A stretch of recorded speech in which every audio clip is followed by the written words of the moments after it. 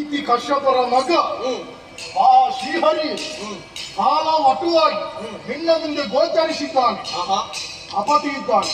ಹಾಗಾಗಿ ಅವನಿಗೆ ನೀನು ದಾನವನ್ನು ಕೊಡುವುದು ಸಲ್ಲ, ಕೊಡುವುದು ಬೇಡ. ಏನು ಗುರುದೇವ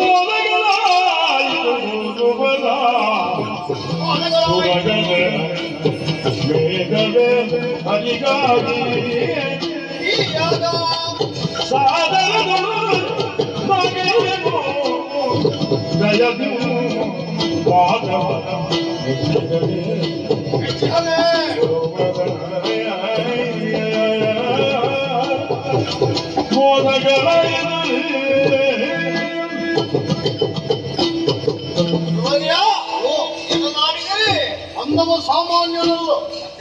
ಆ ಶ್ರೀಹರಿಯೇ ಬಹಳ ವಟವಾಗಿ ಮುಂದೆ ಗೋಚರಿಸಿದ್ದಾನೆ. ಬಹಳ ಸಂತೋಷವಾಯಿತು ನಿಮ್ಮ ಮಾತುಗಳನ್ನು ಕೇಳಿ. ಎಂತದ್ದು ಸಂತೋಷ? ಈ ಯಾಗವನ್ನು ನಾನು ಕೈಗೊಂಡದ್ದಾದರೂ ಯಾಕವಾಗಿ ಹರಿಯನ್ನು ಕಾಣುವಂತಹ ಉದ್ದೇಶದಿಂದಲೇ. ಹಾಗಿದ್ರೆ ಹರಿಯೇ ನನ್ನ ಬಳಿಗೆ ಬಂದಿದ್ದಾನೆಂದಾದ ಮೇಲೆ ಇದಕ್ಕಿಂತ ಸಂತೋಷ ನನಗೆ ಇನ್ನೇನುಂಟು ಸ್ವಾಮಿ?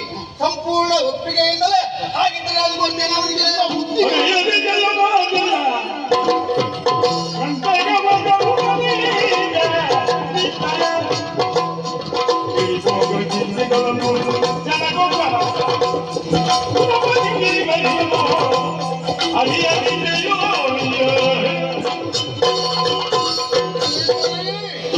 ನಿಮ್ಮ ಗುರು ನಾನು, ನನ್ನ ಶಿಷ್ಯನ ಹೇಳಿಕೆಯನ್ನು ಬಯಸುವವನು.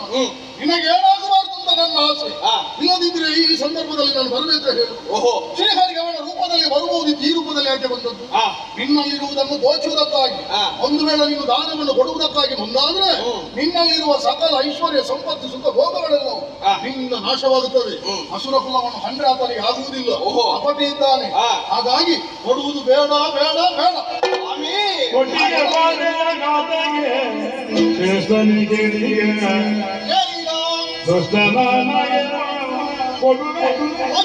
ಎಷ್ಟೇ ಜನ ಬಿರನು ಭಾಷೆಯ ಕೊಟ್ಟಿಗೆ ಕೊಡುದೇವ ನಾವೇ ಆಡಿದಂತಹ ಮಾತು, ಇನ್ನಲ್ಲಿರುವಂತಹ ಸಕಲ ಐಶ್ವರ್ಯಗಳನ್ನು ಕೂಡ ಆತ ಸೆಳೆಯುವುದಕ್ಕಾಗಿ ಬಂದಿದ್ದಾನೆ ಎನ್ನುವ ಹಾಗೆ ಮುಂದೆ ಬಿಡುವುದಿಲ್ಲ ಸ್ವಾಮಿ. ನಾವು ಇಲ್ಲಿ ಆಲೋಚಿಸಬೇಕಾದೇನು ಬಂದಿಲ್ಲ.